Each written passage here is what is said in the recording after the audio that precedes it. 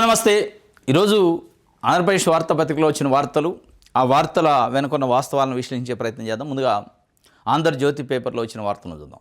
దాదాపు అన్ని పేపర్లలో ముఖ్యమంత్రి చంద్రబాబు నాయుడు గారు ఆడపడుచులకు మనమే అండ, 33% చట్టసభల్లో రిజర్వేషన్లు పార్టీ పరంగా ఇస్తున్నాం, మన పార్టీని అందరు ఫాలో కావాలని ఒక ప్రకటన, అంటే ఒక స్టేట్మెంట్ ఇచ్చారు. దానికి సంబంధించిన వార్త ప్రధానంగా. దాంతోపాటు డిఎస్సి పైన, అంటే డిఎస్సిలో అసలు ఏం జరిగింది, ఎందుకు ఈ అనుమానాలు అనే విషయం పైన పెద్ద ఎత్తున నిరుద్యోగుల్లో డిఎస్సి ఎగ్జామ్ రాసిన 3 లక్షల మంది అభ్యర్థుల్లో ఒక చర్చ నడుస్తుంది. ఆ చర్చకు సంబంధించి ఎడ్యుకేషన్ సెక్రటరీ నిన్న వివరణ ఇచ్చారు. దానికి సంబంధించిన ఒక వార్తని దాదాపు అన్ని పేపర్లో ఇచ్చారు, ఆంధ్రజ్యోతిలో కూడా ఇచ్చారు. ఆంధ్రజ్యోతిలో డిఎస్సి అభ్యర్థుల పేపర్ లీకేజో, పేపర్లో అనుమానాలు, ఎగ్జామ్లో అనుమానాలు, ర్యాంకుల్లో అనుమానాలు, మెరిట్లో అనుమానాలు, రకరకాల వార్తలు వారం 10 రోజుల నుంచి వస్తుంటే ఎక్కడ ఒక ముక్క కూడా, ఒక అక్షరం కూడా ఆంధ్రజ్యోతి రాయలే. కానీ ఈరోజు వివరణ రాసింది, అంటే వార్త రాసి ఉంటే వివరణకి విలువ ఉండేది. డిఎస్సి అభ్యర్థుల అనుమానాలపైన కూడా వార్త రాసి ఉంటే మీరు ఈరోజు ఇచ్చిన వివరణకు సంబంధించి విలువ ఉండేది ఈ వార్తకి. అది రాయకుండా ఇది రాశారంటే మోసే వారం, ప్రభుత్వాన్ని మద్దతు ఇచ్చే వారం ఉంది అనేది ఒక వార్త. ఆడపడుచులకి మేమే అండ అని చెప్పి ఆయన అన్నాడు. చంద్రబాబు నాయుడు గారు మాట్లాడిన మాటలు, ఉల్లంఘన లేదు, లీకు లేదు, మెగా డిఎస్సి అత్యంత పారదర్శకం. ఎవరు చెప్పారు? పాఠశాల విద్యా కార్యదర్శి కోన శశిధర్ స్పష్టీకరణ. మరి అది చెప్పకపోతే ఏం చెప్తారు? పాఠశాల విద్యాశాఖ సెక్రటరీ ఉల్లంఘన లేదు, లీకు లేదు, మెగా డిఎస్సి అత్యంత ట్రాన్స్పరెంట్గా పారదర్శకంగా జరిగిందని చెప్పదు. లేదు లీక్ అయింది, ఉల్లంఘనలు ఉన్నాయి, లేదా పారదర్శకత లేదు అని చెప్తుడా? చెప్పడు. కానీ నిరుద్యోగ అభ్యర్థులు అడుగుతుంది అది కాదు. నవీన్ అనే వ్యక్తి ఎస్సీఆర్టీ దాంట్లో కార్యాలయంలో జాబ్ చేస్తూ ఎగ్జామ్ రాసి మొదటి ర్యాంక్ ఒక కేటగిరీ జాబ్లో వచ్చింది, ఇంకో కేటగిరీ జాబ్లో 6వ ర్యాంక్ వచ్చిందని మీరే చెప్పారు. మొదటి ర్యాంకు 6వ ర్యాంకు వచ్చిన అభ్యర్థి సంబంధించిన వాళ్ళ పాస్వర్డ్ లాగిన్ ఎందుకు బ్లాక్ చేశారు? అసలు ఆయన ఎగ్జామ్ అంటే ఎందుకు ఆయనకి జాబ్ ఇవ్వలేదు? మొదటి ర్యాంక్ వచ్చిన జాబ్ ఇవ్వకపోతే ఆయన హైకోర్టుకు పోవాల్సిన అవసరం ఎందుకు వచ్చింది? నాకు జాబ్ ఇవ్వట్లేదని. ఏం జరిగింది? ర్యాంకు మొదటిది వచ్చింది, జాబ్ లేదు. ఆ నవీన్ అనే వ్యక్తికి జాబ్ ఇస్తే అసలు మొత్తం దీంట్లో ఉన్న గుట్టంతా బయటపడిద్దనే. మరి మొదటి ర్యాంక్ వచ్చిన తర్వాత జాబు ఇవ్వలేదని ఆయన కోర్టుకి ఎందుకు వెళ్ళిండు? ఎస్సీఆర్టీలో చదివే అభ్యర్థి మొదటి ర్యాంక్ వస్తే జాబ్ ఇవ్వకూడదని ఏమైనా రూల్ ఉందా? లేదా విజయనగరం, శ్రీకాకుళంలో ఒక అభ్యర్థికి మొదటి ర్యాంక్ వచ్చింది, జిల్లా మొదటి ర్యాంక్ వస్తే ఆయనకి జాబ్ ఇవ్వలేదు. 25వ ర్యాంక్ వచ్చిన అభ్యర్థికి స్పోర్ట్స్ కోటా అని జాబ్ ఇచ్చారు. వీటన్నిటికి కదా ఎవరైనా ఇవ్వాల్సింది. అత్యంత పారదర్శకత జరిగింది, లీకులు లేవు, ఉల్లంఘనలు లేవు అనుకుందాము. మరి వీటికి సమాధానం ఏది? సింపుల్గా ఏం లేదని చెప్పడానికి ఎవరైనా చెప్తారు. ప్రభుత్వం అది చెప్పబోతే లేదు, మొత్తం అవకతవకలు జరిగినని ఏ ప్రభుత్వం చెప్పడు, ఏ అధికారి, ఏ మంత్రి చెప్పడు. ఇక్కడ ట్రాన్స్పరెన్సీ ఏదో మిస్ అవుతుంది. అనుమానాలు, అసలు ఈ డిఎస్సిలో ఏం జరిగింది, ఈ అనుమానాలు ఏంటి అనే విషయంలో ఇప్పటికి కూడా ప్రభుత్వం వైపు నుంచి వివరణ సరిగలేదు, అనుమానాలు నివృత్తి చేసే పరిస్థితి లేదు అనిపించింది సెక్రటరీ గారు నిన్న మాట్లాడిన తర్వాత కూడా. దీనికి సంబంధించి ఒక వార్తని, దరఖాస్తుల నుంచి ఫలితాల వరకు రూల్స్ పాటింపు, హారిజెంటల్ రిజర్వేషన్ అర్థం కాకే గందరగోళం, మహిళా, దివ్యాంగుల, క్రీడా కోటా వారికి వర్తింపు, జిల్లాల వారీగా మెరిట్ జాబితాలు విడుదల చేశాం, మెరిట్ ర్యాంకు రాకపోతే ఉద్యోగం ఎలా వస్తుంది, ఒక్కో సబ్జెక్టు క్వశ్చన్ బ్యాంకులో 3000 ప్రశ్నలు, 2 ఉద్యోగులకు వాటిని యాక్సెస్ చేసే అవకాశం ఇచ్చాము, పరీక్ష రోజే జమిలింగ్తో ప్రశ్న మారిపోయి ఈ క్రమం ఎక్కడ అవకాశమే లేదు అని చెప్పారు. మెరిట్ రాకపోతే ఉద్యోగం ఎలా వస్తుంది? మెరిట్ రాకపోతే ఉద్యోగం ఎలా వస్తుంది అంటే రాదు. మెరిట్ వచ్చాక ఉద్యోగం ఎందుకు రాలే? మరి అది అడుగుతున్నారు. అది కదా, నవీన్ అనే వ్యక్తికి మెరిట్ వచ్చింది, మొదటి ర్యాంక్ వచ్చింది, ఎందుకు ఉద్యోగం ఇలే? ఉద్యోగం ఇస్తే ఈ పీఠాలని కదులుతాయా?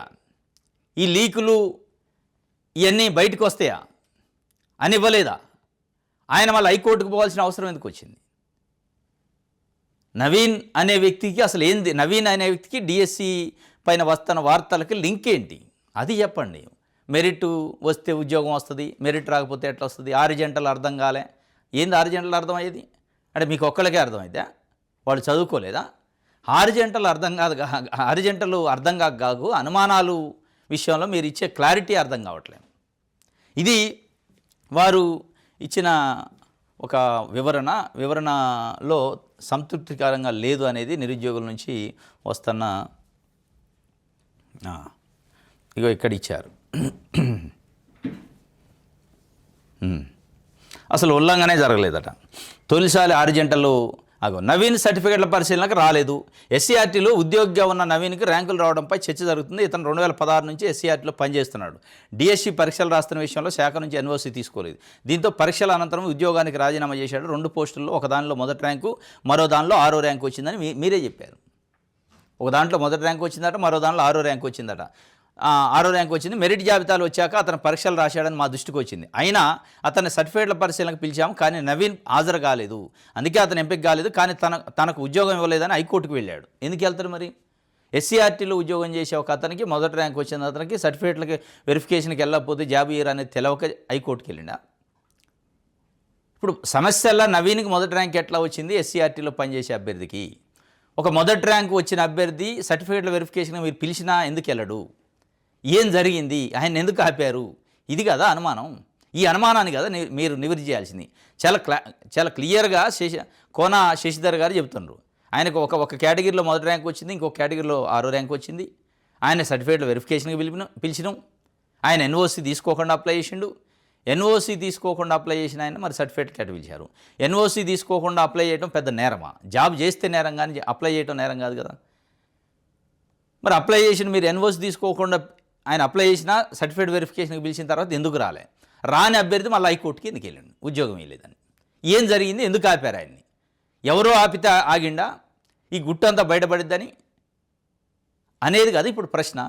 ఇది నవీన్ది కాక నవీన్ రూపంలో లీక్ అయింది అనేది ఒక చర్చ అయితే, ఇంకొక అసలు రాష్ట్ర వ్యాప్తంగా చాలా జిల్లాల్లో మొదటి 2, 3 ర్యాంకులలో వచ్చిన వాళ్ళకి కూడా ఉద్యోగాలు రాలేదని. మరి ర్యాంకులు వచ్చినాయి, మెరిట్ వచ్చింది, ఎందుకు ఉద్యోగాలు రాలే?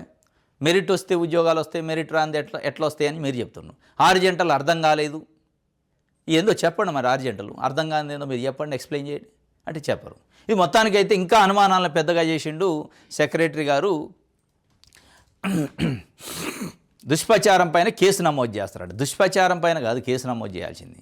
లీకులో, ఉల్లంఘనలో, అక్రమాలు ఉంటే కేసులు నమోదు చేయాలి. దుష్ప్రచారమా? మీరు దుష్ప్రచారమే అంటారు. మీరు అక్కడ ఆ ప్లేస్లో ఉన్నారు కాబట్టి ఏమంటారు? దుష్ప్రచారం అంటారు. నిరుద్యోగులుగా ఏమనిపిస్తుంది? ఇది అసలైన ప్రచారం అనిపిస్తుంది. ఏది దుష్ప్రచారం, ఏది అసలైన ప్రచారం అంటే దానిపైన ఒక సిట్టో ఇటో వేసి మొత్తం క్లియర్గా ఎంక్వైరీ చేస్తే సిబిఐ ఎంక్వైరీ అడుగుతున్నారు. వేయండి. దుష్ప్రచారమా అసలు ప్రచారం తెలుస్తుంది కదా. ఏదో పనికిరాని వాటి మీద సిట్లు వేస్తారు కదా చాలా వాటి మీద. ఇది నిరుద్యోగుల జీవితాలకు సంబంధించి కదా. ఏం సిట్ వేయండి, లేదా సిబిఐ సిట్ వేయండి. చంద్రబాబు నాయుడు గారు పదే అడుగుతూ ఉంటారు కదా, సిట్లు మేము మొత్తం తేలుతాం పారదర్శకం అని. సిబిఐ ఎంక్వైరీ చేయండి, సిట్టింగ్ జడ్జితో ఎంక్వైరీ చేయండి అని నిరుద్యోగ అభ్యర్థులు అడుగుతున్నారు. ఇది ఒక వార్త ఆంధ్రజ్యోతికి సంబంధించి. ఇదే అంశం పైన మనం ఓకే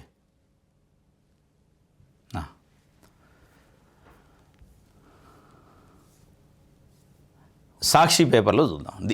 దీనిపైనే ఏమి ఇచ్చారు అనేది. తప్పుపై తప్పు, స్పోర్ట్స్ డిఎస్సి మాకు తెలియదు, తప్పు జరగలేదంటూనే సమాధానాలు దాటవేసిన విద్యాశాఖ. డిఎస్సి స్కామ్తో వణికిపోతూ ఎట్టకేలకు స్పందించి వివరణ ఇచ్చే ప్రయత్నం. ఈ క్రమంలోనే విద్యాశాఖ కార్యదర్శి కోన శశిధర్ పాత్రికేయుల సమావేశం. సర్కారు ఉక్కిరిబిక్కిరి, నష్ట నివారణకు ప్రభుత్వ పెద్దలు దిశానిర్దేశం. రంగంలోకి దిగిన శాప్ చైర్మన్ రవినాయుడు. ఈ శాప్ చైర్మన్ అంటే స్పోర్ట్స్ అథారిటీ అని ఒకటి ఉంటుంది, దానికి చైర్మన్ రవినాయుడు. వాళ్ళు ఒక స్పోర్ట్స్ పాలసీ అని తీసుకొచ్చారు 2024-29 స్పోర్ట్స్ పాలసీ అని. ఆ స్పోర్ట్స్ పాలసీ ప్రకారం ఉన్న సర్టిఫికేట్లకే జాబులు. ఆ కొద్దిసేపు డిఎస్సిలో జాబుల కోసం వాళ్ళకు కావాల్సిన కొంతమంది వ్యక్తుల కోసం ఆ పాలసీ తెచ్చారని, మళ్ళీ ఇప్పుడు ఆ డిఎస్సి భర్తీ కాగానే ఆ పాలసీ రద్దయిందని, అంత ఆగమేఘాల మీద తెచ్చిన స్పోర్ట్స్ పాలసీ ఎందుకు రద్దు చేయాల్సి వచ్చింది? కొత్తగా తెచ్చిన పాలసీతో ఫలితాలు వచ్చినాయా? ప్రతికూల ఫలితాలు వచ్చినాయా? ఏంటి ఆ పాలసీ? ఆ పాలసీకి స్పోర్ట్స్ కోటాలో డిఎస్సి అభ్యర్థులకు సంబంధం ఏంటి?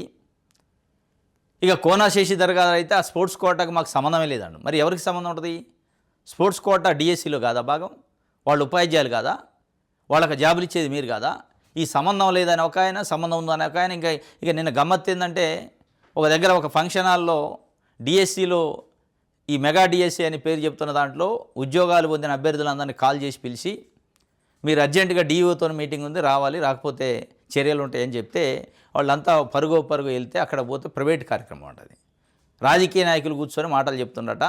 మీరు కౌంటర్ ఇవ్వాలి, వైఎస్ఆర్సీపీ చెప్తున్న దానికి, నిరుద్యోగులు చెప్తున్న దానికి అవకతవకలు లేవు, నిజంగా చాలా పారదర్శకంగా జరిగిందని మీరు చెప్పాలి అని చెప్పి వాళ్ళకి అల్టిమేటం ఇచ్చారట. అంటే ఏంటి ఉరుకులాట? ఏంటి శాప్ చైర్మన్ హడావుడి? దీని వెనక ఏం జరిగింది? స్పోర్ట్స్ కోటా దాదాపు 431 జాబులు పరిస్థితి ఏంటి? ఏమైనా అవకతవకలు జరిగినాయా, అక్రమాలు జరిగినాయా? ఏది జరగనప్పుడు మీరు ఫోన్లు చేసి డిఓ పేరు చెప్పి పిలిచి కౌన్సిలింగ్లు ఇవ్వాల్సిన పరిస్థితి డిఎస్సి అభ్యర్థులకి, జాబులు వచ్చిన వాళ్ళకి. మీరు ఖండించండి అని రాజకీయ నాయకులకు ఆదేశాలు ఇచ్చిన ఇవ్వటం ఏంటి? టీచర్లకి కౌంటర్లు ఇవ్వని, మీరు కౌంటర్ స్టేట్మెంట్లు ఇవ్వని ఒత్తిడి చేయటం ఏంటి?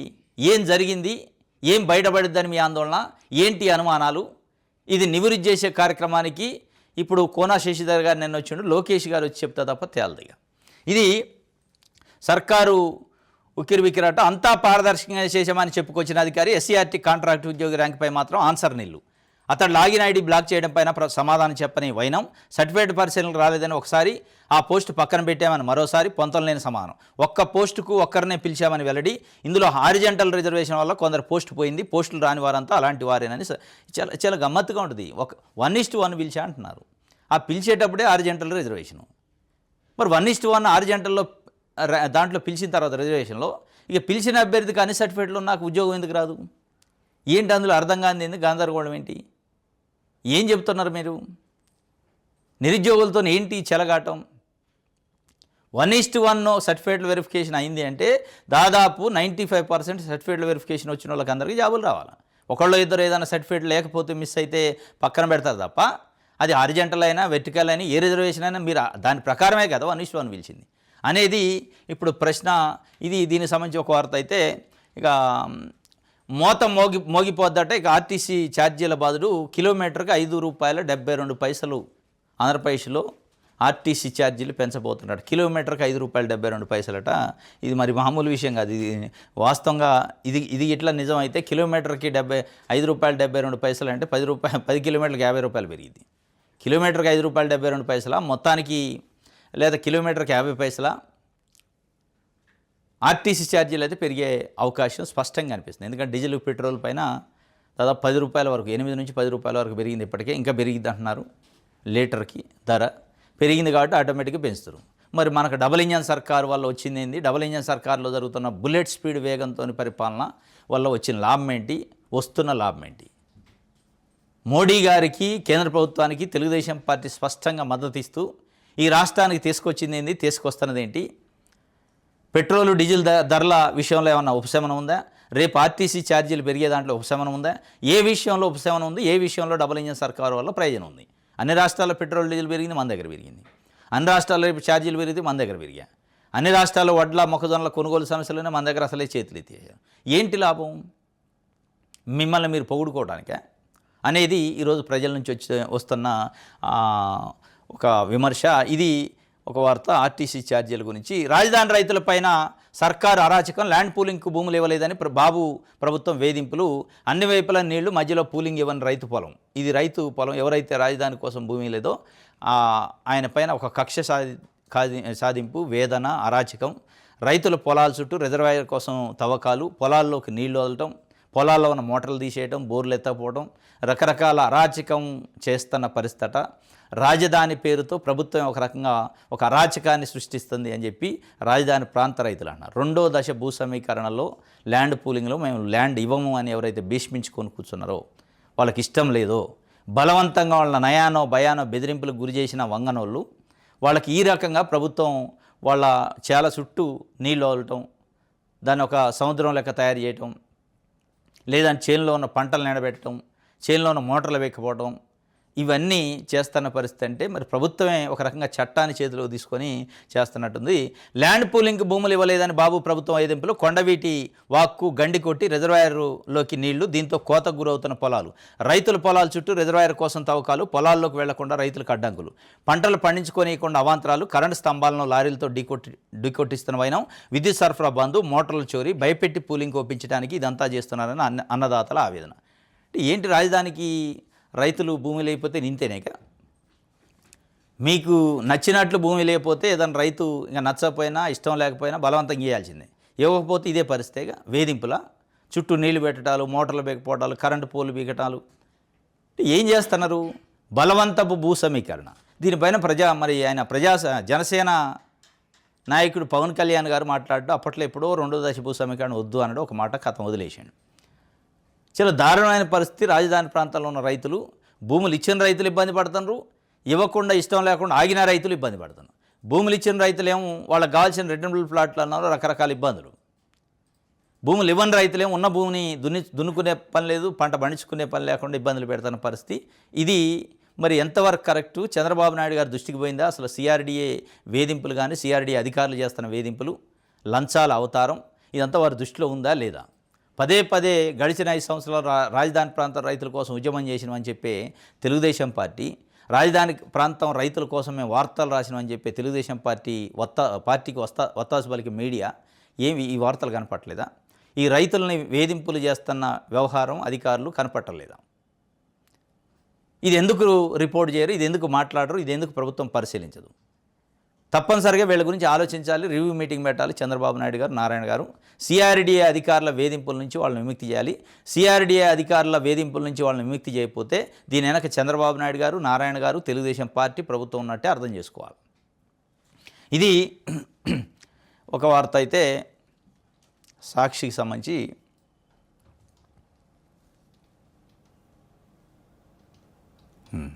రాజధాని రైతులపైన సర్కారు అరాచకం అని చెప్పి ఒక అదే వార్తని ఇచ్చారు. రైట్. ఇంకోటి ఆంధ్రజ్యోతిలోని ఇంకొక వార్త మిగిలిపోయింది, చూద్దాం. తొందరపడి వరేయద్దు, జూన్ వర్షాలను చూసి దీర్ఘకాలిక పంటలు వద్దు, జూలై ఆగస్టులో మధ్యంతర కరువు ముప్పు, ఎలినినో పై క్రీడా శాస్త్రవేత్త కేవీ రావు హెచ్చరిక చేసిండు. వాస్తవంగా చాలామంది ఎల్నినో ప్రభావం ఉంటుంది, చాలా డ్రాట్ ఏర్పడే అవకాశం ఉంది, వర్షాలు తక్కువ పడతాయి, వర్షాలు అసలు పడకపోయినా ఆశ్చర్యం లేదని చాలా పెద్ద ఎత్తున ప్రచారం జరుగుతుంది. కాబట్టి రైతులు అది ఒరే కాదు, చాలా పంటలు వేసే విషయంలో దీర్ఘకాలిక పంటలు జాగ్రత్త పడకపోతే నష్టపోతారు, పెట్టుబడులు పోవడం, అప్పులు చేయాల్సి వస్తుంది, ఎందుకంటే వర్షాలు లేకపోతే. అంటే వర్షాల పరిస్థితి ఏందో చూడండి. కేవలం జూన్ నెల 15-20 వరకు చూసి చాలా అద్భుతంగా పడుతున్నాయి అనుకుంటే జూలైలో ఆగస్టులో ఎల్నినో ప్రభావం స్పష్టంగా ఉండే అవకాశం ఉందనేది సైంటిస్టులు చెప్తున్నారు. దీన్ని ఆలోచన చేసి రైతులు పంటలు వేయాలి. రైతుల కంటే ముఖ్యంగా దీనిపైన రాష్ట్ర ప్రభుత్వం, వ్యవసాయ శాఖ మరి ముఖ్యంగా కూర్చొని రివ్యూ చేయాలి.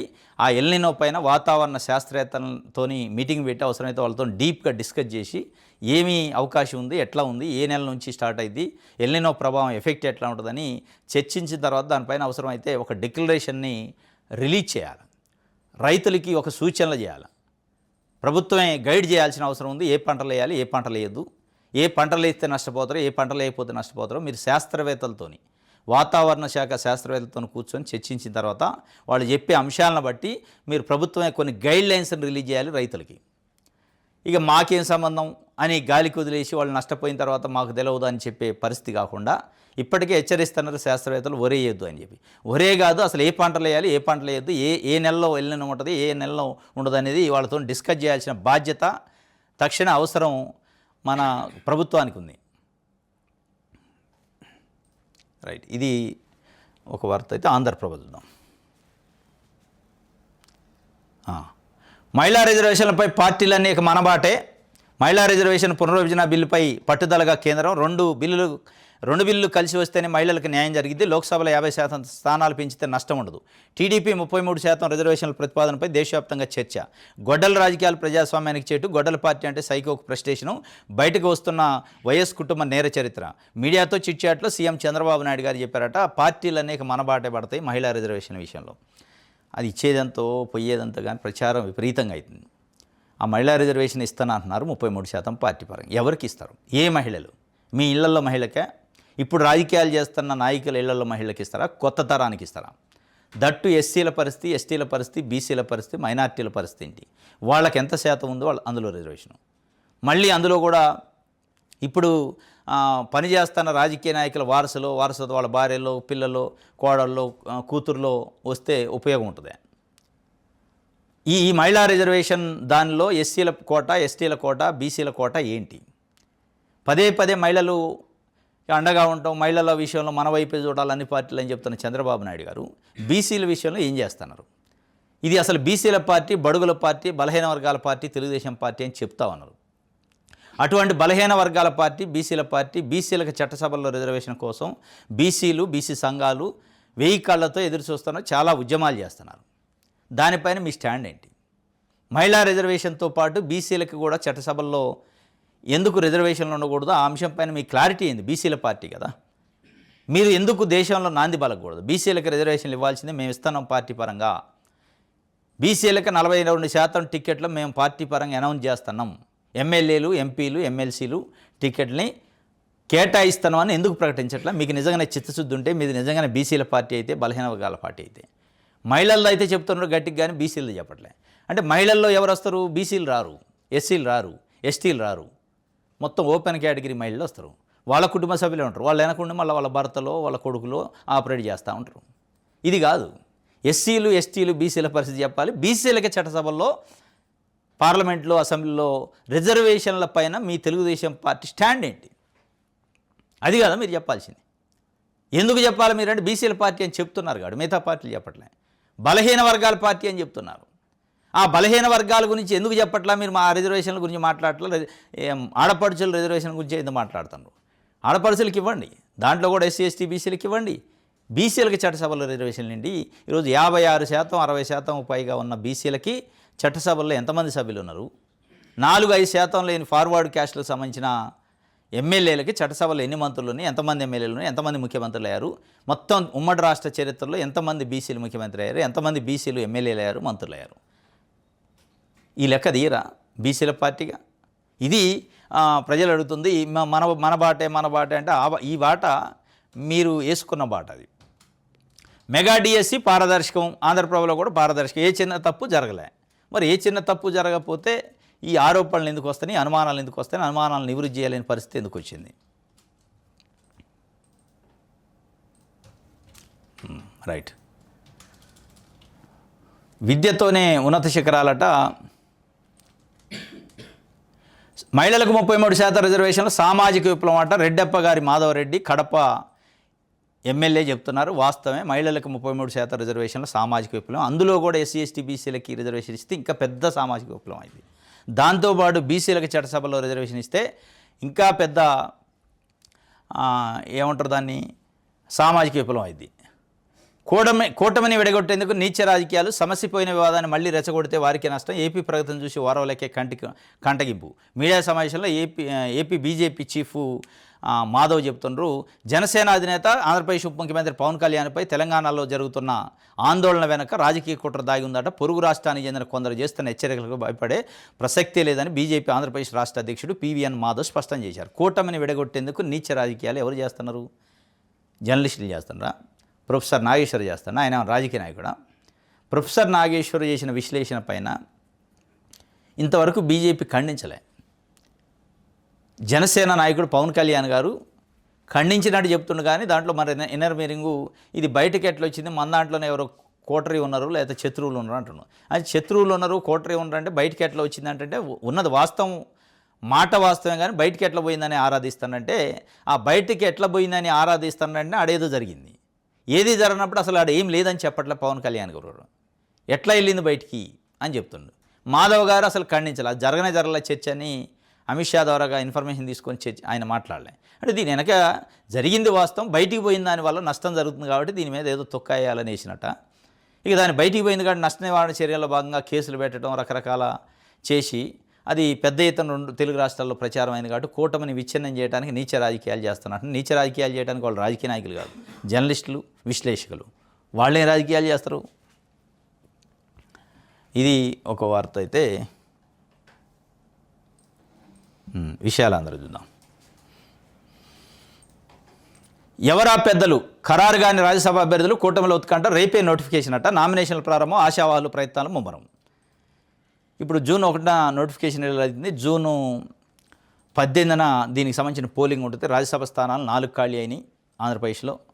సానా సతీష్తో సహా అయోధ్య రామరెడ్డి, తర్వాత పిల్లి సుభాష్ చంద్రబోసు, వీళ్ళకి సంబంధించి 4 రాజ్యసభ సీట్లు ఖాళీ అయితే ఎవరు ఆ 4లో బీజేపీ, జనసేన పాత్ర, వాళ్ళకు వచ్చే వాటా ఎంత, తెలుగుదేశం పార్టీ వాటా ఎంత, అది క్లారిటీ రాలే.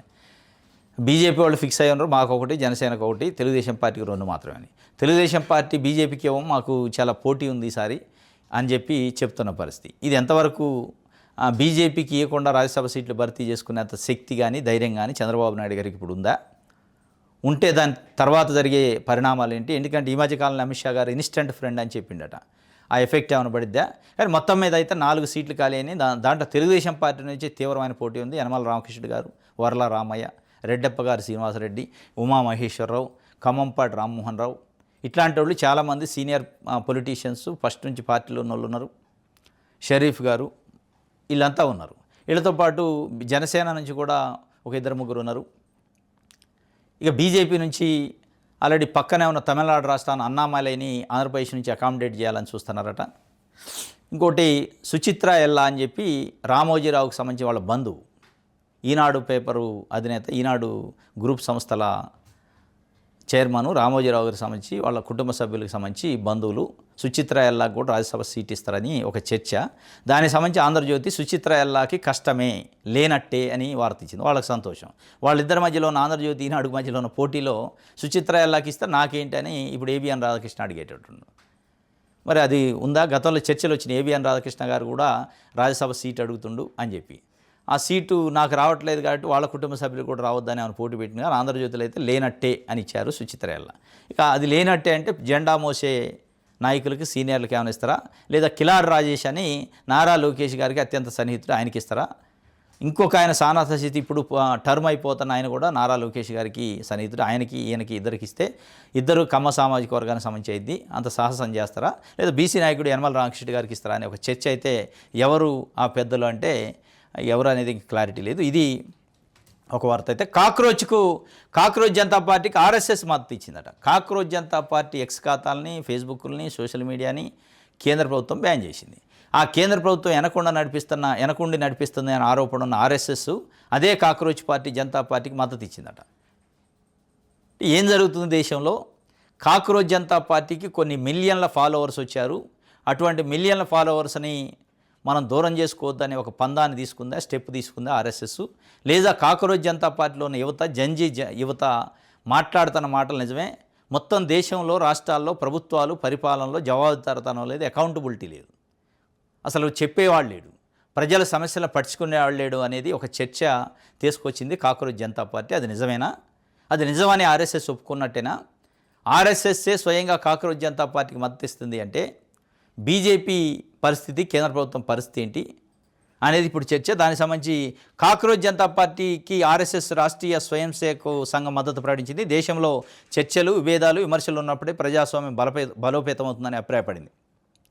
ఆర్ఎస్ఎస్ భారతీయ ప్రచార ప్రముఖు సునీల్ అంబేకర్ శనివారం ఈ అంశంపై మీడియాతో మాట్లాడారు. దేశంలో కొత్తగా వస్తున్న గొంతుకలకు, భిన్నాభిప్రాయాలకు కొత్త రాజకీయ వేదికలకు ప్రజాస్వామ్య స్థానం కల్పించగలదని అంబేకర్ అన్నారు. భారత రాజకీయ సంస్కృతికి ప్రజాస్వామ్య భాగస్వామ్యం, బహిరంగ చర్చలు కీలక సాధనాలు అని సుద్దులు చెప్పారట. ఈ సుద్దుల నీతుల పక్కన పెడితే ఆర్ఎస్ఎస్ కాక్రోచ్ జనతా పార్టీకి మద్దతు ఇవ్వడం అనేది మరి ఒక కీలకమైన పరిణామమే. ఆ మద్దతు పేరుతోనే దాన్ని క్లోజ్ చేసే పని చేస్తారా, లేదంటే ఆ మద్దతు ఇస్తూనే బీజేపీని ఏమైనా మౌలు చేస్తారా? యువతకు అనుకూలంగా మనం నిర్ణయాలు తీసుకోవాలని. ఎందుకంటే నరేంద్ర మోడీ గారు కూడా క్యాబినెట్ మీటింగ్లో చెప్పిండు, దేశంలోని యువత ఏం కోరుకుంటున్నారో ఆలోచించండి, చెప్పండి, వాళ్ళని సంతృప్తిపరచాలి మనము. అంటే అసంతృప్తితోని యువత ఉన్నారు అనేది ఆర్ఎస్ఎస్ అండ్ మోడీ కూడా గుర్తించినట్టుంది. వాళ్ళని సంతృప్తి చేసే కార్యక్రమానికి పూనుకున్నారా అనిపిస్తుంది. ఇది ఒక వార్త విషయాలందరికి సంబంధించి. ఇది ఈరోజు న్యూస్ అనాలిసిస్. రేపు తాజా వార్తలతోని తిరిగి కలుసుకుందాం. Thank you.